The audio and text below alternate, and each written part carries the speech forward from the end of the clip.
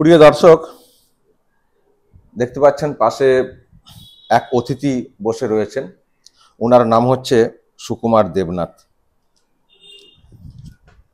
সুকুমার বাবু বইটই লেখেন এবং আমি দেখতে পাচ্ছি যিনি রাজ্যের মুখ্যমন্ত্রী মমতা বন্দ্যোপাধ্যায়, তার সম্পর্কেও উনি বই লিখেছেন। দুটো বই আমি দেখতে পাচ্ছি। একটার নাম হচ্ছে মমতার কলম মমতার জীবন, মানে মমতার যে লেখা তার উপরে কার্যত একটা রিভিউ। আর একটা হচ্ছে এবং একুশে একুশে জুলাই এই সম্পর্কে একটা বিস্তারিত তথ্য দিয়ে একটা বই। দুটো বই, আরো অনেক বই লিখেছেন তো মমতা ব্যানার্জির নামে দুটো বই।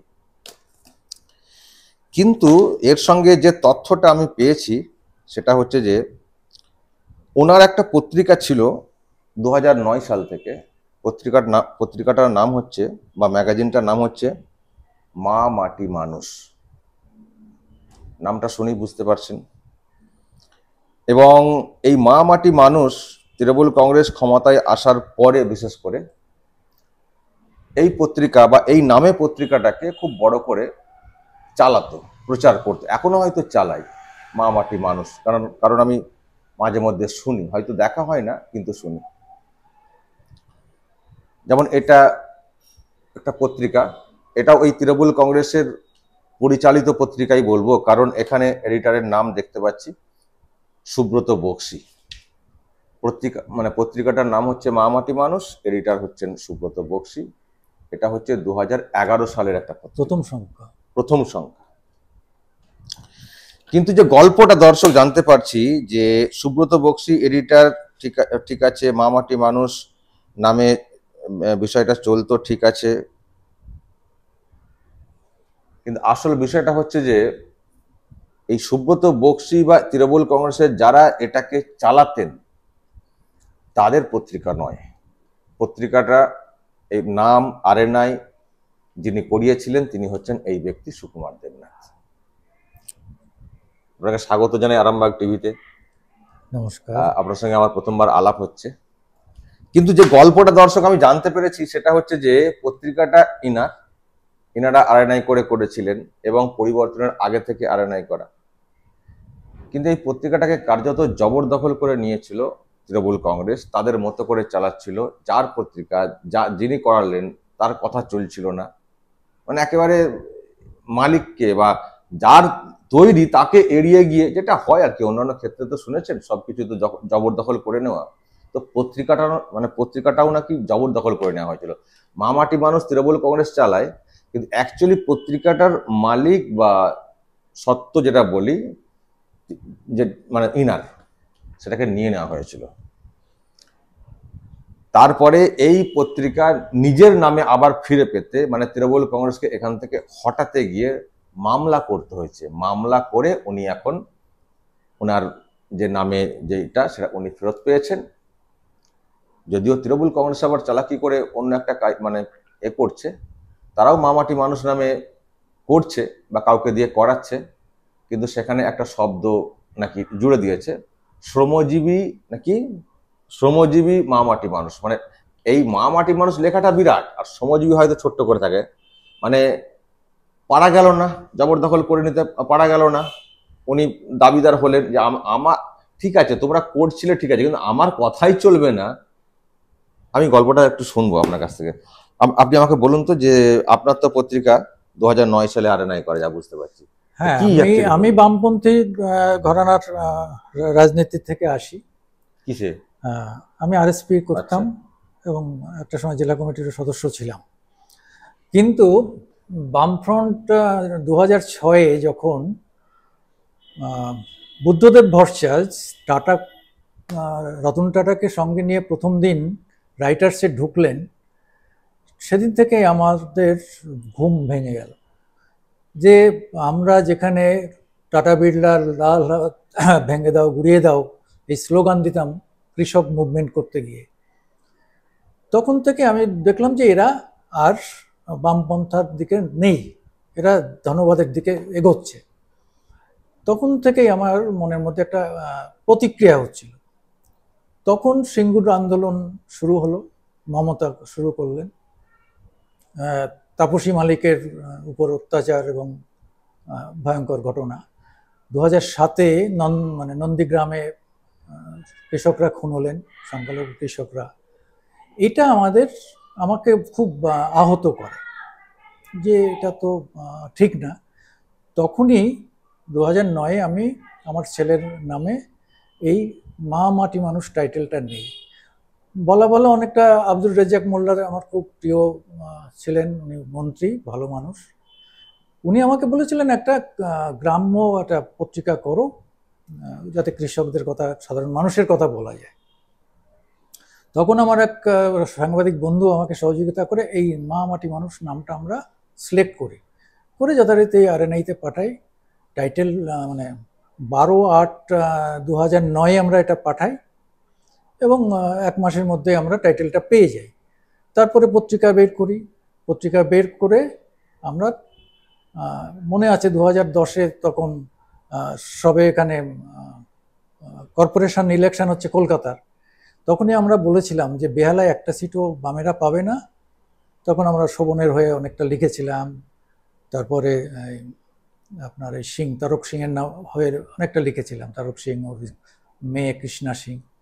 আমরা পুরো সাপোর্ট দিয়েছিলাম সেই সময় 2010-এ। তখনই RNI-টা পাই এবং যথারীতি আমরা মমতাকে সমর্থন করতে শুরু করি। ইন দ্য মিন টাইম আমি আকাশ বাংলা টিভিতে এবং হিন্দুস্তান টাইমসে একই সঙ্গে কাজ করতাম। দুটো জায়গা থেকে আমি রিপোর্টার হিসাবে ছিলাম, পেমেন্টও পেতাম এবং দুজনকে জানিয়েই করেছিলাম। সম্ভবত আমি একমাত্র লোক যে দুটো জায়গা থেকে আমি স্যালারি তুলতাম এবং দুটো হাউসকে জানিয়েই আমি করছিলাম।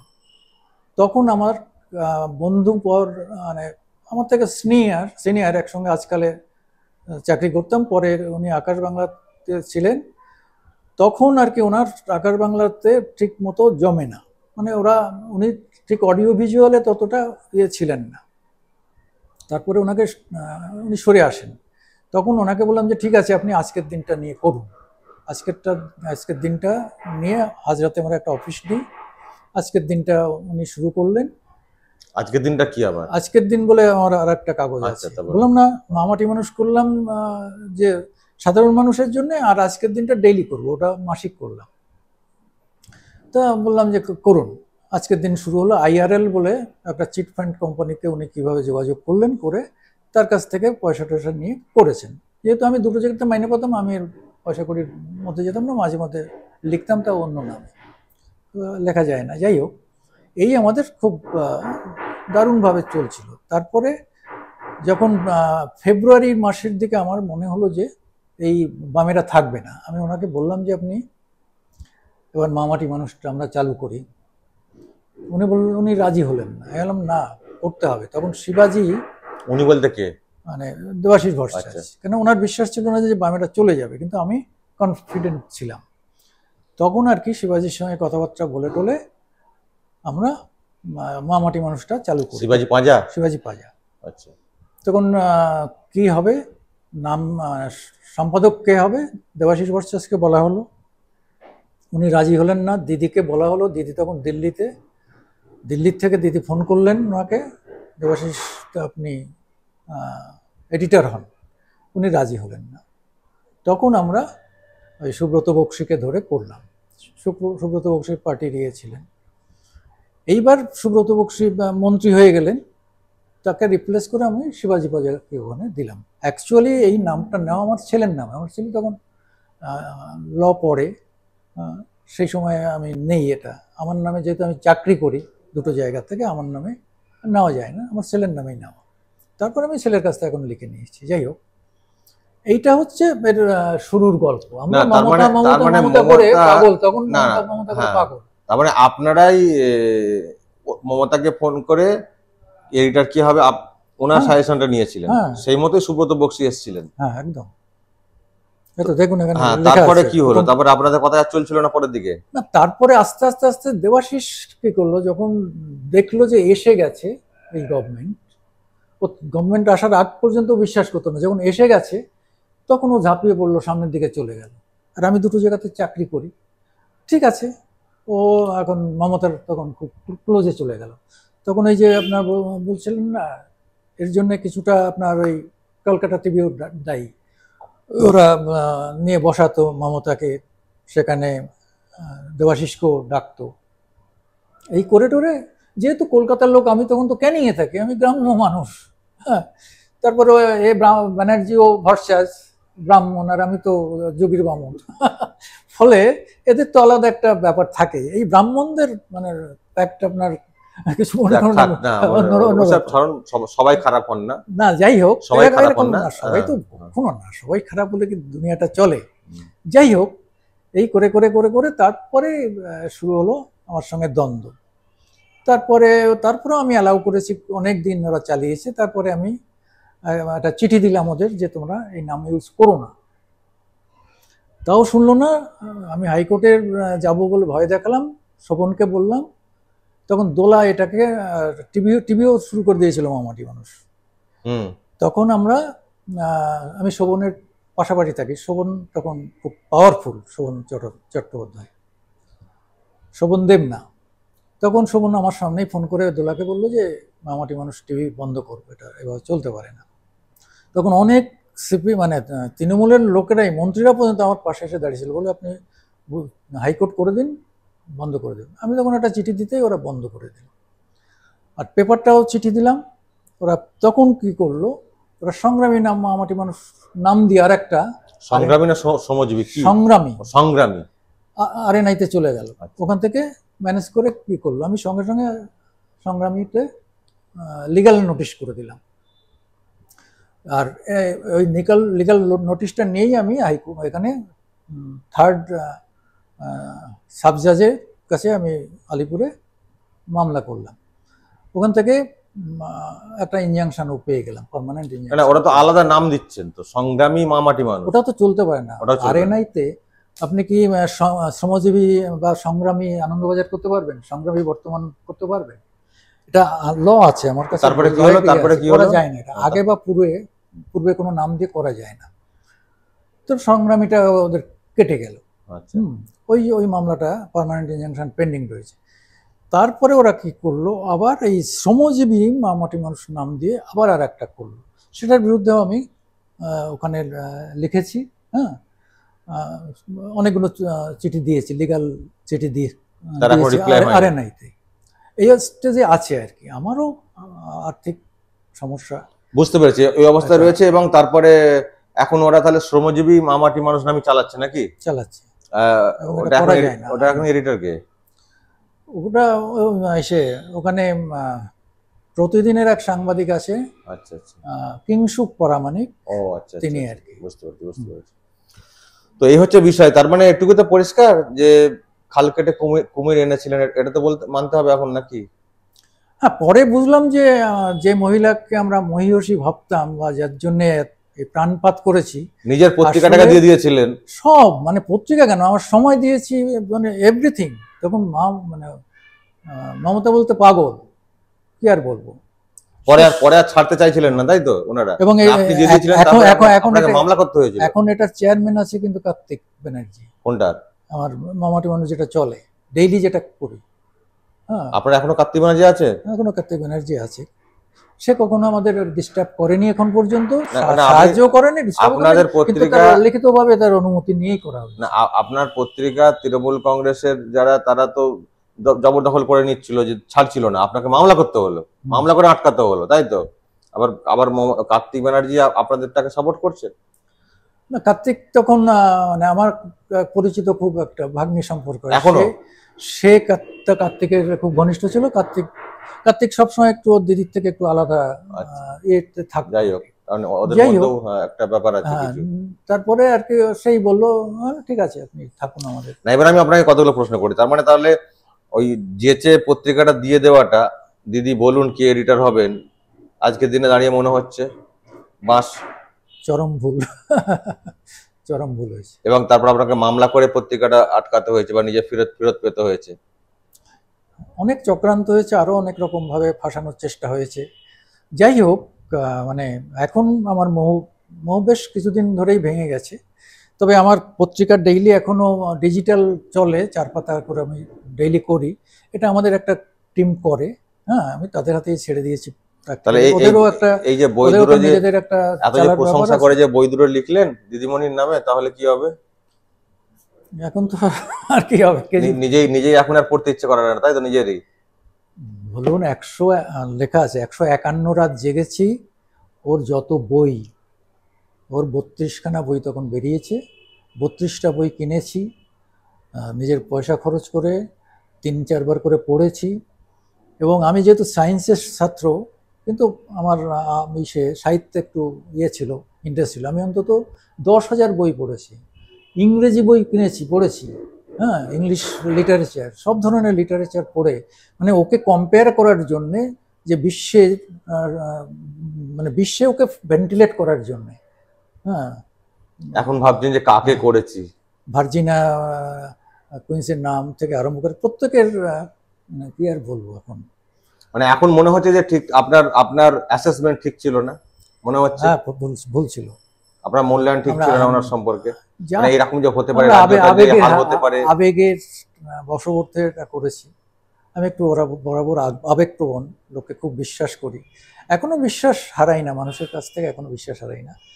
কিন্তু এই কত একটা অনুশোচনা বোধ হয় যে এত এরকম করে লিখলাম, মানুষকে জানালাম, বললাম, আর তার সম্পর্কে সরকারের নামটাই তো মামাটি মানুষ, স্লোগানটা তো আমার, সরকারটাও তো চলছে মামাটি মানুষ, আমি তো রয়্যালটি দাবি করতে পারি।